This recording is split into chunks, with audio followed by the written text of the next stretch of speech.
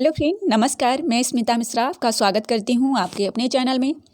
मित्रों, आप लोगों से माफ़ी चाहूँगी क्योंकि नाइट में मैं क्लास रिकॉर्ड नहीं कर पाई किसी कारणवश, जिसकी वजह से आज मॉर्निंग में आपको क्लास नहीं मिल रही है। अब इस समय आपको क्लास मिलेगी, ठीक है।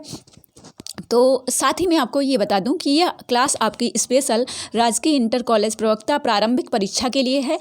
10 क्वेश्चन यहाँ पे मैंने सेट किए हैं जो बहुत ही अच्छे आइडियाज़ से लिए गए हैं और इसी टाइप के एग्ज़ाम में आपको देखने को भी मिलेंगे क्वेश्चन, ठीक है। तो अपना स्कोर हमें ज़रूर शेयर करिएगा क्योंकि आपके स्कोर के माध्यम से ही हम जो है आगे क्लासेस जो हमारी होंगी वह तैयार करेंगे, ठीक है। तो इतना आप ज़रूर बताइएगा कि आपने ये 10 क्वेश्चन है, इनमें आपने कितना स्कोर किया है।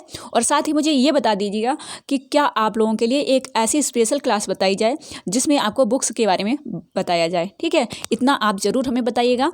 और साथ ही आप जो है अगर तैयारी करना चाहते हैं तो हमारा जो है चैनल, हमारा जो क्लास है पेड कोर्स चलने जा रहा है, उसमें आपको डेली प्रैक्टिस कराई जाएगी आपका जीके जीएस और करेंट अफेयर और हिंदी ग्रामर की। तो आप ज्वाइन कर सकते हैं, बहुत ही कम फीस है। कांटेक्ट कर सकते हैं व्हाट्सएप पे, ठीक है। तो चलिए अब स्टार्ट कर देते हैं अपनी क्लास, वहाँ की बात बाद में करते हैं। पहला क्वेश्चन हमने लिया है, गुरुत्वाकर्षण का सिद्धांत किसने दिया है। तो ये आपका साइंस से क्वेश्चन है। ऑप्शन है Charles Newton, Charles Babbage, Isaac Newton या फिर जॉन एडम्स। तो इसमें से कौन सा ऑप्शन राइट होगा आप हमें ज़रूर बताएं। ऐसे ही ऑप्शन आपको एग्जाम में भी देखने को मिलेंगे। तो फ्रेंड, यहाँ पे जो गुरुत्वाकर्षण का सिद्धांत दिया है वो किसने दिया है।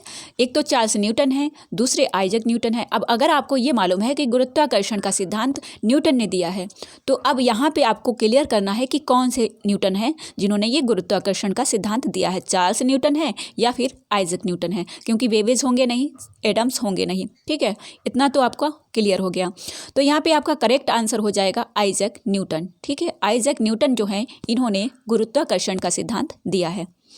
नेक्स्ट क्वेश्चन पे बढ़ते हैं। नेक्स्ट क्वेश्चन आपका जो है, एक पिंड का अधिकतम भार निम्नलिखित में से किस में होता है। एक पिंड जो है उसका अधिकतम भार किस जगह पे होगा, किस गैस में होगा।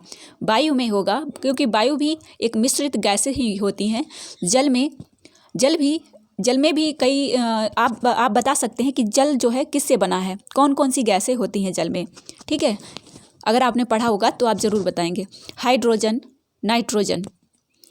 तो यहाँ पे जो हाइड्रोजन है इसमें जो है एक पिंड का अधिकतम भार होता है, ठीक है, हाइड्रोजन में। ओके, इतना आपको याद रखना है क्योंकि अधिकतम भार पूछा गया है तो हाई यहाँ पे लिखा हुआ है, आप इससे समझ सकते हैं, ठीक है। क्योंकि ऐसा क्वेश्चन अगर आपका आता है कि एक पिंड का अधिकतम, तो अधिकतम मतलब हाई, तो हाइड्रोजन, ठीक है। नेक्स्ट क्वेश्चन है आपका, संसार अस्थिर और क्षणिक है। अब हम हिस्ट्री पे आ गए। 2 क्वेश्चन हमने यहाँ पे साइंस के लिए, एक तो आपका ये न्यूटन वाला हो गया, एक आपका ये पिंड वाला हो गया, ठीक है। अब तीसरा क्वेश्चन हमने लिया है वो आपका हिस्ट्री से है। संसार अस्थिर और क्षणिक है का निम्न में से किससे संबंध है।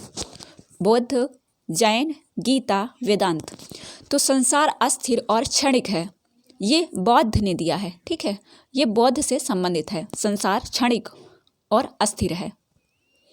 नेक्स्ट चलिए, नेक्स्ट क्वेश्चन आपका है बुद्ध की, ये भी साइंस आपका हिस्ट्री से है। बुद्ध की खड़ी प्रतिमा निम्न में से किस काल में बनाई गई। गुप्त काल, कुषाण काल, मौर्य काल, गुप्तोत्तर काल। तो अगर आपको मालूम होगा तो आप इसका राइट आंसर दे सकते हैं कि बुद्ध की खड़ी प्रतिमा जो है ये किस काल में बनवाई गई। तो ये कुषाण काल में बनवाई गई और कुषाणों ने ही जो है मूर्ति पूजा का जो है की स्थापना की है या विकास किया है। इन्होंने ही सर्वप्रथम बुद्ध की प्रतिमा को बनाया और मूर्ति पूजा का जो है इसकी मूर्ति पूजा की स्थापना की, ठीक है। नेक्स्ट क्वेश्चन आपका है, ये भी आपका हिस्ट्री से ही है। भारत में पहले जिन मानव प्रतिमाओं को पूजा गया हुआ थी, अब इसका आंसर आप हमें कमेंट में बताएंगे। ब्रह्मा की, विष्णु की, बौद्ध की या फिर शिव की। भारत में पहले जिस मानव प्रतिमाओं को पूजा गया वह थी, कौन थी। ब्रह्मा की, विष्णु की, बौद्ध की, शिव की। प्रश्न नंबर 5, इसका राइट आंसर आपको बताना है। बिल्कुल नहीं पढ़ा है अभी तक जीके जीएस, तब भी आप इसका आंसर दे सकते हैं और यह ऐसे ही क्वेश्चन आपके एग्जाम में पूछे भी जाएंगे। अब आपका आ गया है जियोग्राफी का क्वेश्चन। कर्क रेखा किस राज्य से होकर गुजरती है। ओडिशा, बिहार, उत्तर प्रदेश, आंध्र प्रदेश। तो स्पेशल मैं इस पर एक क्लास बना दूंगी और आपको ट्रिक के साथ बता दूंगी, क्योंकि एक क्वेश्चन निश्चित है कर्क रेखा से पूछा जाएगा, तो मैं कर्क रेखा के बारे में एक ही क्लास में सारा कुछ बता दूंगी। ओके, वो भी आपको ट्रिक के साथ, तो आपको याद रहेगा। कर्क रेखा जो है ये कहाँ से होकर गुजरती है? ओडिशा से गुजरती नहीं है, उत्तर प्रदेश से भी नहीं गुजरती है, आंध्र प्रदेश से भी नहीं गुजरती है, बिहार झारखंड, बिहार झारखंड। देखिए बिहार से गुजरती है, बिहार ही ऑप्शन में अगर हो तब भी आप सही लगा सकते हैं, झारखंड दिया हो तब भी आप लगा सकते हैं, क्योंकि झारखंड जो है 15 नवंबर 2000 को बिहार से अलग होकर एक राज्य बना। ठीक है, तो बिहार में ही पहले जो था बिहार ही था पूरा, बाद में ये 15 नवंबर 2000 को ये झारखंड बन गया। ठीक है, अलग बन गया। ठीक है, तो ये आपको ध्यान रखना है। अगर ऑप्शन में बिहार ही दे दिया जाए तब भी आपका राइट आंसर होगा। मैंने यहाँ पे झारखंड लिख लिया है, ठीक है, बिहार ही ऑप्शन में था, लेकिन मैंने क्वेश्चन जहाँ से लिया है वहाँ पे मैंने झारखंड भी लिख दिया है। नेक्स्ट क्वेश्चन आपका है, निम्नलिखित नगरों में कौन सा शहर कर्क रेखा से निकटतम दूरी पर स्थित है? यह भी आपका जियोग्राफी से है। अगरतला, गांधीनगर, जबलपुर, उज्जैन। तो इसमें से कौन सा शहर जो है कर्क रेखा से निकटतम दूरी पर स्थित है? वह है आपका गांधीनगर। गांधीनगर कहाँ है आपको सर्च करना है, और हमें अगर बता सकते हैं तो कमेंट बॉक्स में बताइएगा। नेक्स्ट क्वेश्चन, क्योंकि ये भी पूछा जा सकता है, ऐसा भी पूछा जा सकता है कि जो गांधीनगर है जिस राज्य में हो उस राज्य का ही नाम दे दिया जाए। तो नेक्स्ट क्वेश्चन है आपका, भारतीय मानक समय की यामोत्तर रेखा किस राज्य से नहीं गुजरती है? नहीं गुजरती है पूछा गया है। आंध्र प्रदेश से गुजरती है, छत्तीसगढ़ से गुजरती है, उत्तर प्रदेश से गुजरती है, उत्तर प्रदेश के किस शहर से गुजरती है? ये आप बताइएगा, क्योंकि यूपी स्पेशल ये जो है आपका एग्जाम होगा तो यूपी स्पेशल पूछा जाएगा।